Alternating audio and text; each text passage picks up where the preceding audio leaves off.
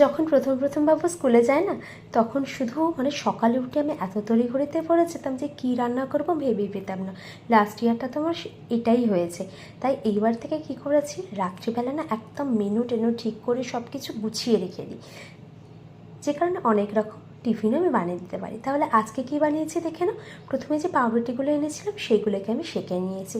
এবারে কী করেছি, একটা ছিল অ্যাপেল, সেই অ্যাপেলটাকে ছোট্ট ছোট্ট করে কেটে নিয়ে একদম শুধুমাত্র একটু চিনি দিয়ে ওটাকে একটু জ্যাম মতো বানিয়ে নিয়েছি। নিয়ে সেটা থেকে আমি একটু মিক্সিতে পেস্ট করে নিয়েছি, কারণ আমি সিদ্ধ করে নিইনি, পেস্ট না করলে ঠিক ভালো লাগবে না। তারপরে শেখা পাউরুটিগুলো ছোটো ছোটো করে কেটে নিয়েছি, এইভাবে ধারগুলোকে রেখে দিয়েছি পরে কোনো কাজে লাগাবো বলে। তারপরে ওর মাঝখানে জ্যামগুলোকে দিয়ে একটা পাউরুটির উপরে আরেকটা রেখে দিয়েছি। চলো এবার টিফিনটা সাজিয়ে নিই।